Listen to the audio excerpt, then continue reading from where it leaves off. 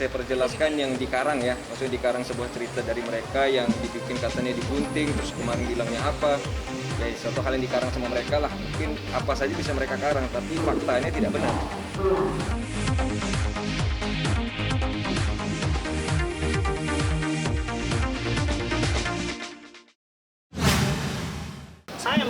Kami mengakui bahwa kuasa hukum itu datang ke Ibu Ninung. Karena kami tidak tahu alamatnya dan Pak Alif juga tidak tahu, sebagai suami aja tidak tahu, saya datang ke tempat kerjanya.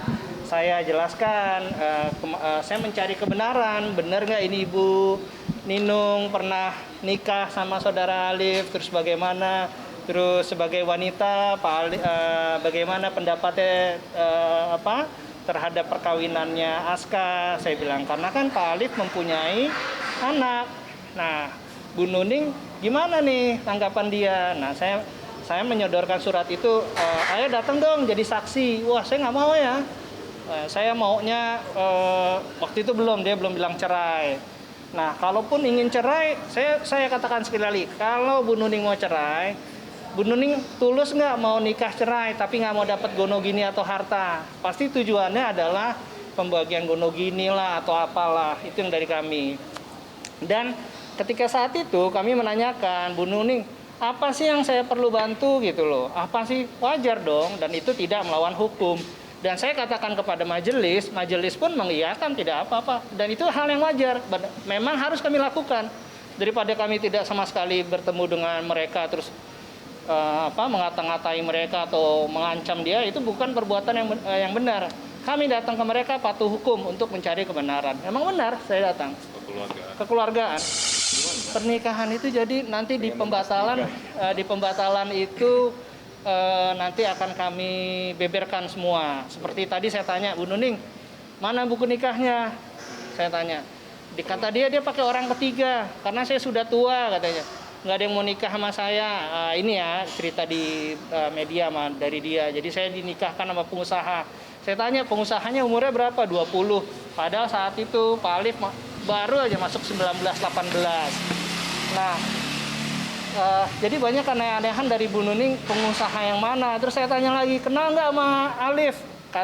Dengan saudara Alif. Wah, saya tidak tahu, saya baru tahu perkawin dengan Aska. Padahal di pertemuan itu, Bu Nuning sama adiknya mengakui bahwa Alif pernah menikah sama Nora dan mereka diam aja. Nggak wajar dong. Nah, mereka pura-pura tidak mengetahui Alif dengan istri yang sebelumnya. Di situ kebohongan dari Ibu Nuning sama adiknya. Mereka tahu. Nah, terus dia bilang, saya sudah pernah mencari Alif. Ditanya, saya sudah nyari, cuman KUA katanya, kamu bukan siapa-siapa, jadi saya tolak. Dalam logika saya tidak ada orang ditolak di KUA. Dengan datang KTP saja dapat itu yang namanya duplikat nikah dan dari RT. Jadi dia berbohong lagi, katanya sudah menanyakan tempat Pak Alif. Kalau Pak Alif saat itu tidak tahu di mana Cipete, Cilanda, KUA. Waktu itu Alif itu masih unyu-unyu. Bahasa Indonesianya aja belum bagus ya, kecuali di film ya. Terus kata Bu Nuning, dia dinikahkan untuk Alif menjadi seorang artis, jadi mendapatkan kitas atau apalah tadi secara nggak jelas. Kitas selama ini itu disponsor sama PH. Dari 2009 sampai sekarang bisa saya masih simpan, alhamdulillah semua bisa kitas saya itu disponsor sama produksi. Tidak pernah menggunakan sponsor istri. Dan kalau dinilai lagi tujuannya apa saya menikahi dia, sangat tidak masuk akal. Kalau dia mengarang sebuah cerita untuk menggunakan kitas saya ada dari 2009 sampai sekarang semuanya dari sponsor PH. Nggak ada sama sekali yang namanya istri. Bahkan sama yang sebelum Aska pun tidak pernah saya menggunakan sponsor dari istri, semuanya kitas kerja gitu. Oh, nggak ada, saya nggak pernah bawa sama sekali dan saya nggak pernah menikah sama dia. Ya, yang saya perjelaskan yang dikarang ya, maksudnya dikarang sebuah cerita dari mereka yang dibikin katanya digunting, terus kemarin bilangnya apa. Ya, suatu hal yang dikarang sama mereka lah, mungkin apa saja bisa mereka karang, tapi faktanya tidak benar. Gitu. Dan Bu Nuning sendiri mengakui bahwa dia dikenalkan dijodohkan, artinya dia memakai orang ketiga untuk pernikahan ini.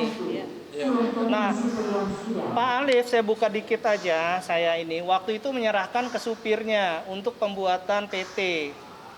Ya, katanya kalau mau ini harus ini dulu, ke sini dulu. Nah, saat itu dibawalah ke daerah Cepete. Pak Alif belum tahu daerah Cepete di mana. Umur 18 saat itu, 18 sampai 19. Dia nggak tahu, gelap jam 9 malam. Saya nggak tahu sama sekali. Intinya saya cuma serahkan sama yang foto itu benar. Itu foto saya kok. Waktu tahun 2010, Pak 2009, Pak 2011 itu memang foto saya serahkan sama supir kakak saya waktu itu. Supir kakak saya untuk pengurusan bangun PT. Karena saya nggak tahu sistem di Indonesia seperti apa. Jadi saya serahkan itu, saya nggak tahu dipergunakan buat apa. Nah, jadi saya merasa patut diduga nih ada sekongkolan nih memang untuk pemberasan dan segala macam itu pasti ada. Ini pasti ada, karena nggak mungkin suatu pernikahan itu bisa ada tapi nggak ada tujuannya. Nggak pernah berumah tangga. Saya pun nggak pernah melihat mukanya bagaimana bisa ada semua pernikahan yang seperti yang saya bilang tadi, gaib gitu. Yang nggak masuk di akal. Kok bisa sampai tercatat? Berarti mereka ada yang menggunakan dokumen saya sampai bisa tercatatnya itu. Gitu. Karena ini, kalau dengan Ibu Nyonya N, Nyonya yang pertama Pak Alif itu, Pak Alif urus sendiri itu dan Nggak prosesnya gampang, itu susah. Nggak gampang tuh proses Pernikahan campuran warga negara itu susah gitu, tidak gampang datang tiba-tiba ini gitu loh. Pak Alif saat itu aja diarahkan jangan melihat ke kiri, jangan melihat ke ini aja. Nggak tahu apa-apa, saya nggak tahu urusan apa. Intinya untuk urusan PT aja. Saya serahkan dokumen untuk urusan PT aja sih. Gitu. Jadi saya merasa Ninung Aska ini kayak halu ya. Mungkin ada halunya juga. Sama mungkin teman-teman lain kali kalau wawancara Ninung berikan air buat air matanya biar keluar. Iya, nangisnya berkali-kali nggak ada air matanya, kasih air lah, bantulah. Siapa tahu dapat tawaran sinetron kan. Kita bagi-bagi rezeki kan nggak apa-apa. Tadi ini udah ketiga kali Bu Ninung nangis tapi tidak keluar air mata. Makanya majelis juga tolong deh buka deh ininya maskernya biar kelihatan kan.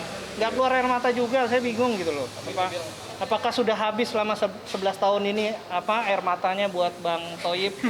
Kami nggak ngerti gitu loh. Jadi diminta sama hakimnya untuk melihat langsung, saya melihat langsung, tapi dia belum buka masker. Ditanya kenal, saya memang tidak kenal. Buka masker, astagfirullahaladzim. Memang saya tidak kenal intinya, titik. Tidak pernah menyentuh kulitnya atau cium jidat, salim, kening atau apa, tidak ada. Apalagi yang namanya hubungan suami istri tidak ada. Itu jelas tidak benar, seperti yang saya bilang sebelumnya, saya tidak pernah kenal sama dia.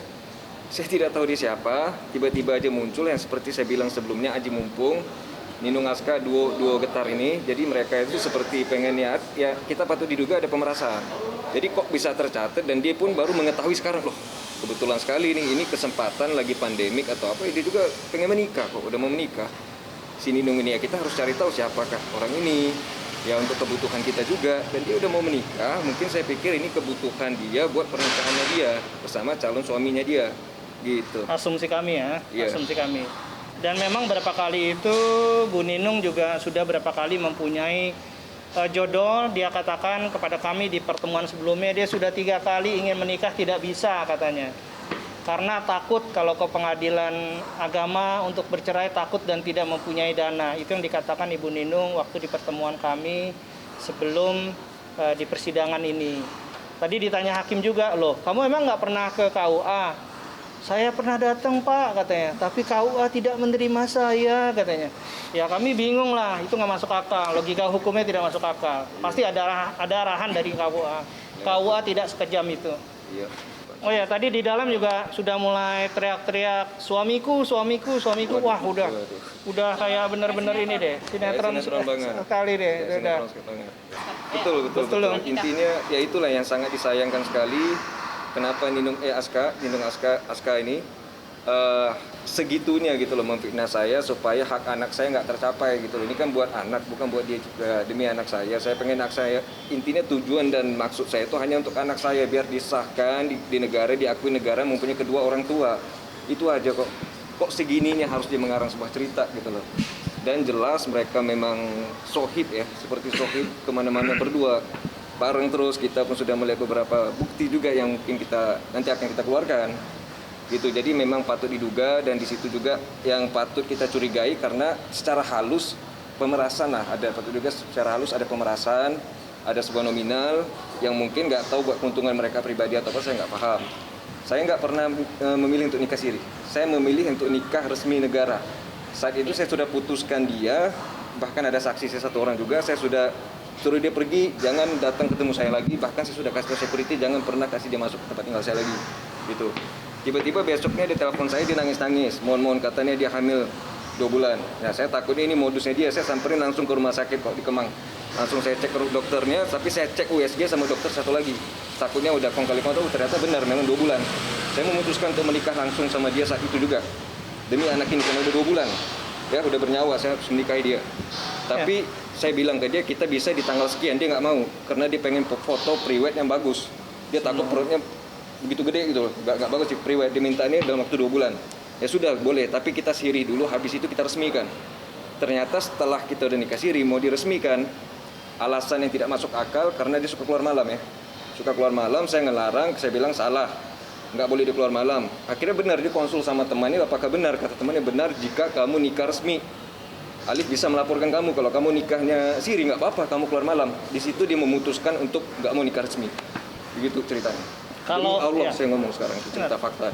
Kalau ingin bermain-main nikah siri, kenapa keluarga dari Pak Alif semuanya dari Malaysia datang dan keluarga dari Aska itu datang? Jadi tidak ada maksud, dari situ aja kita sudah mengumpulkan 2 keluarga besar. Jadi tidak ada itu kata-kata kita mainkan. Malah semua orang bingung, kenapa kok nggak mau dinikahi secara negara? Karena untuk kebutuhan anaknya lebih menguntungkan sang anak. Dan tidak boleh di Islam itu haram banget yang namanya memutuskan hubungan ayahnya, nasab pada ayahnya. Dan sekarang alasan modusnya dia itu dibilang sebelumnya KDRT yang sampai saat ini nama saya tercemar sekali karena KDRT itu padahal itu pun tidak benar sama sekali. Buktinya laporannya juga tidak bisa diteruskan karena memang tidak ada. Nah, kalau kita pun udah melakukan tindakan dari kita, tapi nanti aja kita akan buka, itu ada saatnya gitu. Oh, saya bertanggung jawab sekali. Saya mau lihat buktinya semua kok. Walaupun apapun ini dikarang sama dia, saya jelas punya pekerjaan. Ya, yang Aska ini saya bingung pekerjaan dia apa. Ya, Alif jelas apa? Saya nggak tahu dia bekerja apa tidak bekerja. Apakah cukup dari Instagram aja? Dari endorse saja cukup. Saya nggak yakin. Ya, saya juga main Instagram, saya juga tahu penghasilan di situ berapa. Ya. Jadi saya curiga, patut diduga. Makanya saya khawatir anak saya itu dikasih apa. Itu yang saya khawatirkan. Itu.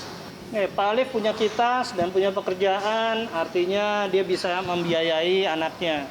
Tapi kemarin kita dapat fitnahan langsung dari Bu Aska sendiri bahwa Alif ingin menjebak dengan seorang gadun. Ya, jadi Bu Aska memfitnah Alif ingin mengenalkan seorang gadun dan menjebaknya. Terus di situ Bu Aska bilang, semua gadun di Jakarta kenal sama saya. Itu teriak di kami ada saksinya, ada 5 orang saksinya. Itu di depan anaknya di Starbucks atau apa. Itu saya dengar secara langsung di depan anak saya, itu yang membuat saya kecewa. Kenapa dia harus berbicara seperti itu depan anak gitu loh. Ya saya nggak menganggap itu hal yang negatif atau positif, saya nggak tahu tujuannya apa. Kenal oke, sebagai teman why not gitu loh. Tapi jangan di depan anak juga lah. Di situ saya dengar saat dia berbicara langsung sama teman saya. Akhirnya teman saya sampaikan dengan lebih jelas lagi. Ya, untuk masalah gadun, aduh, ini bukan dunianya Pak Alif. Di sini dunia Pak Alif benar-benar untuk kesenian, untuk artis, banyak karya-karyanya. Tapi untuk gadun-gadun kami nggak ngerti. Gadun, Om Girang atau apa kayak nggak ada.